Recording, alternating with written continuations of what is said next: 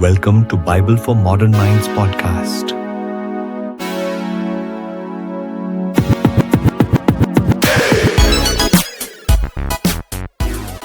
Today we're looking at something really fascinating and pretty intense. It's a single source, a personal testimony of survival. Yeah, and it's a story about this spiritual battle, this long road to healing from, really deep generational trauma. Right, this isn't just a biography. It's this raw, step-by-step look at how a cycle of control can just completely define a life, and how finding a new identity means you have to confront the things you hate the most. It's such an essential deep dive because we're tracking a life where the foundations were shattered from the very beginning. We're following the speaker, we'll call her Gina, who basically spent decades just trying to find some knowledge, some power, anything really, just to survive. Survive this overwhelming, systematic abuse. Exactly. And her resilience, Yeah. even in the absolute darkest moments, is really what drives this whole narrative. So our mission today is to unpack these incredible turning points. Specifically her repeated attempts to escape and these profound spiritual collisions that ultimately led to a complete restructuring of her life. Forgiveness, education, healing, all of it. Yeah, all of it. And we have to remember the starting point for everything that came after. Her core belief, the thing that shaped her world, was, and this is a quote, "I literally hated God. I always told myself he's not real." That's a powerful framework to be operating under. A very powerful and ultimately destructive guide for her early choices. Okay, so let's start right at the beginning, because the deck was just absolutely stacked against her from birth. Completely. Gina was born with a high medical risk, only a 3% chance of survival. She had a hernia, only one kidney. And then at just 4 years old, her mother passed away.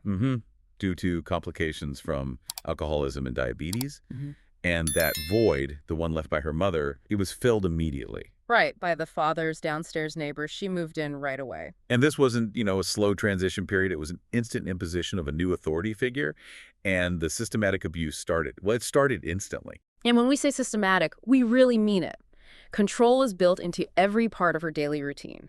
It was weaponized. By age 4, she was already expected to clean the house. At 4, and by 5, she had this brutal schedule. Woken up at 3 or 4 in the morning when her father left for one of his 2 jobs. And her job was to clean the entire house before 7 a.m. Why 7 a.m.? Because that's when she went to school, which she describes as her only moment of freedom.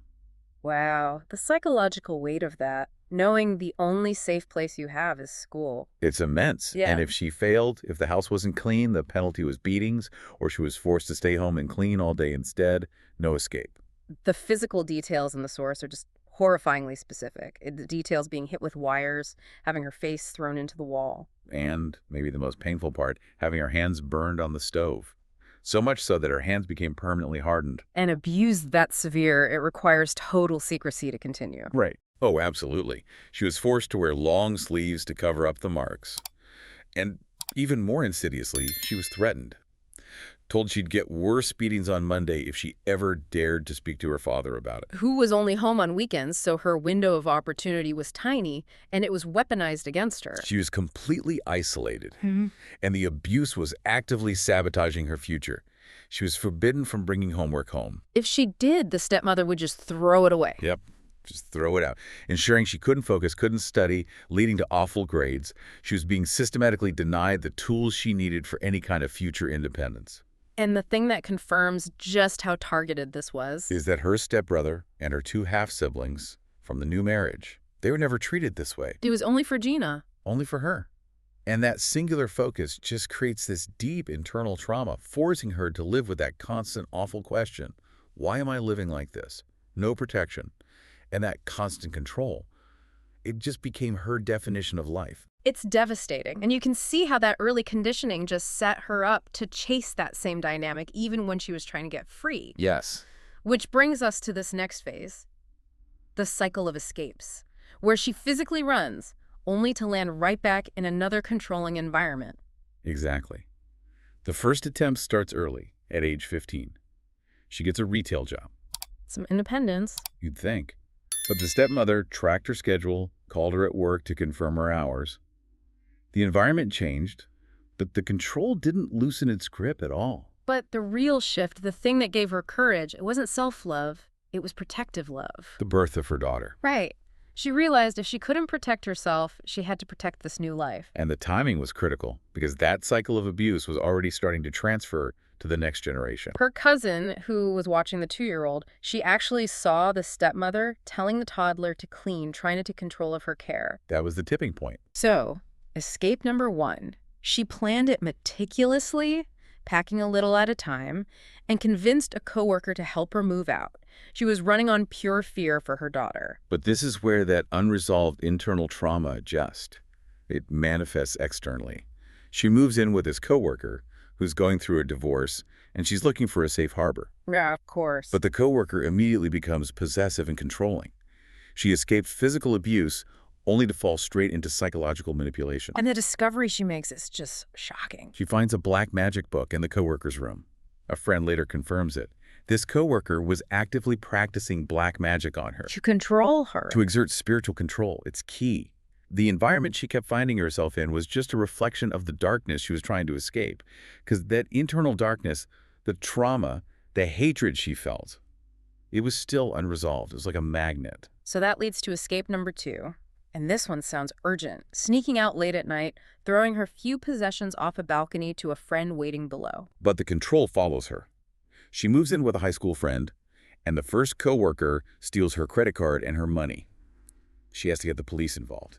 And then escape 3. She moves in with yet another high school friend, only to discover this roommate was also practicing witchcraft. The cycle is just undeniable. Seeking freedom, but the new environment just keeps reproducing the control she left behind. It shows how deep that struggle for safety and authority was. And this cycle, this constant running, it sets the stage for the most unexpected, dramatic turning point of her entire life. The laundromat. Yeah.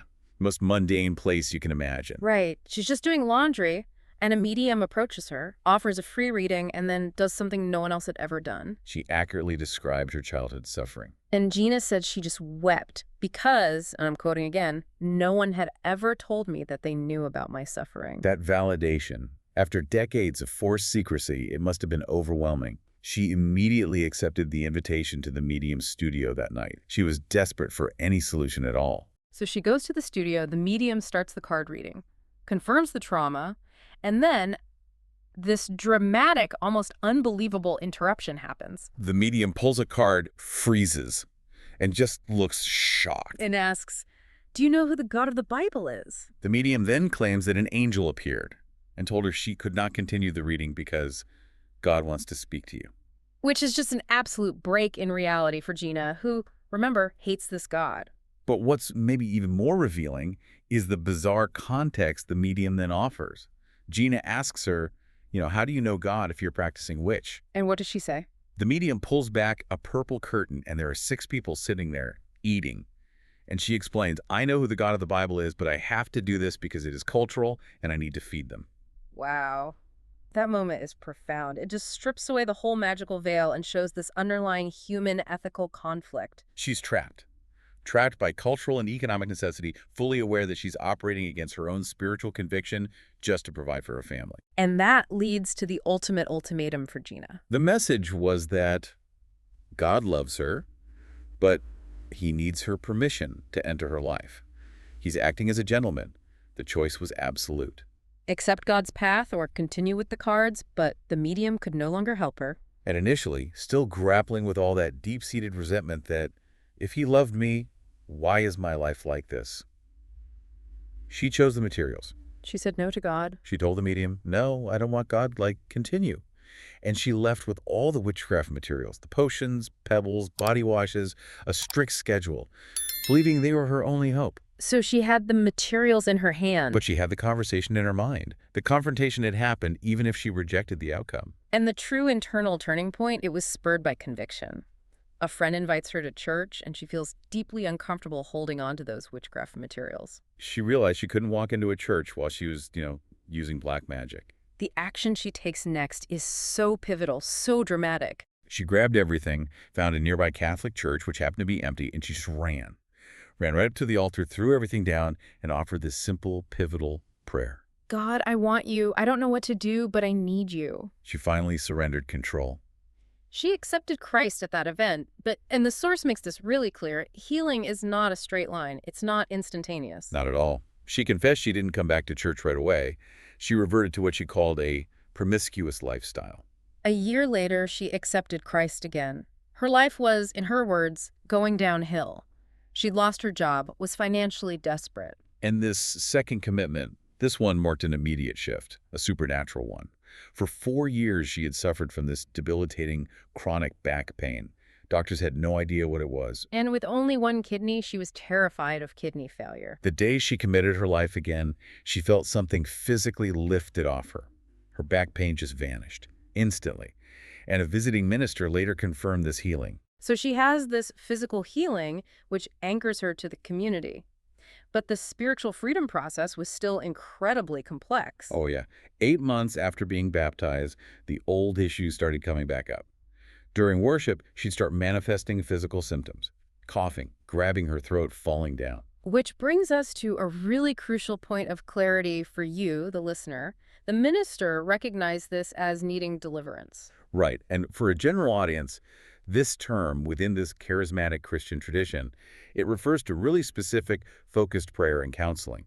The aim is to break what are perceived as negative spiritual influences, or these deep-seated behavioral patterns. They call them strongholds. And the strongholds were tied directly back to her life of trauma and flight. The past, witchcraft, fornication, masturbation, pornography, all of it. So the healing wasn't just a one-time thing. The source stresses she needed constant, every weekend deliverance and continuous internal healing for that freedom to actually stick. It was hard, consistent work. She was literally battling decades of programming in her body and her mind. And that battle led her to the hardest confrontation of all, relational healing. Starting with the one person who embodied all of her pain. Her stepmother. The Lord revealed to her that she needed to forgive her stepmother. But the reason is fascinating. It wasn't just for the stepmother's sake. No, it was because the anger and hatred that Gina held had become its own stronghold, and it was binding her. That is the nugget of insight right there. The anger, which was initially this righteous response to abuse, had mutated into a kind of self-imprisonment. She had to release it to be truly free. And the actual reconciliation is stunning.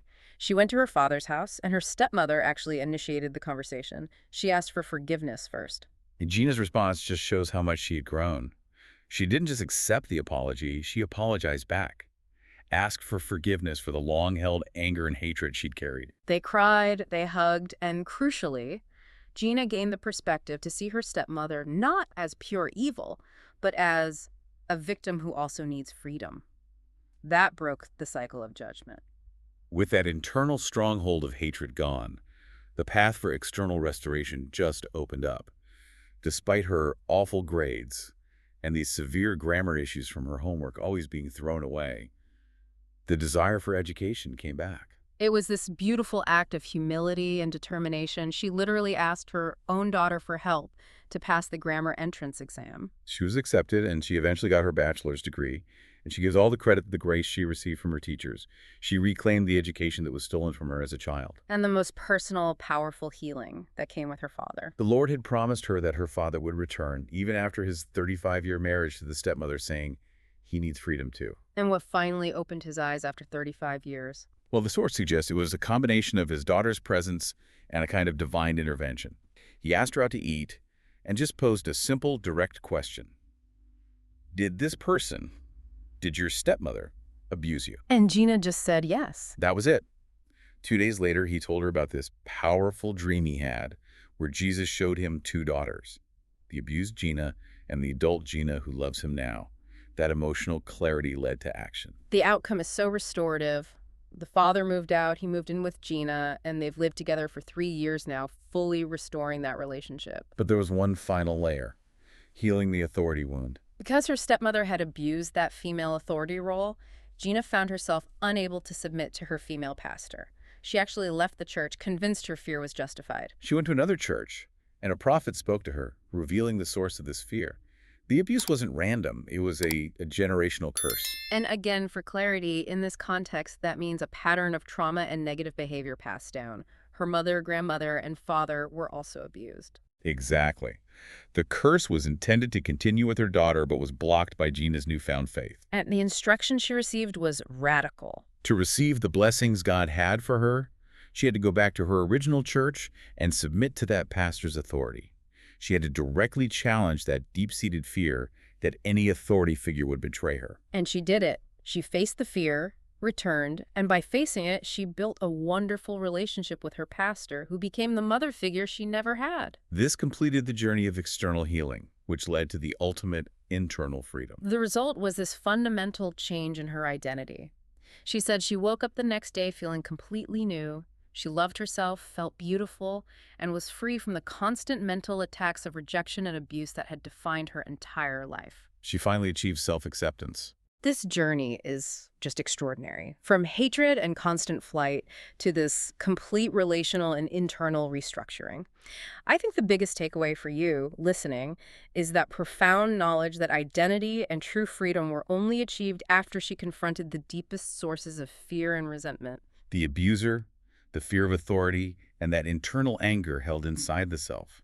The confrontation is where the healing begins. And we'll leave you with the powerful message that Gina offers to anyone listening today who might feel rejected by God or just consumed by anger. She says, it is time to be free and to be healed. It's your season. Stop allowing the pain to be extended when God has given you the opportunity. And she really stresses that even a simple, desperate prayer will meet you exactly where you are.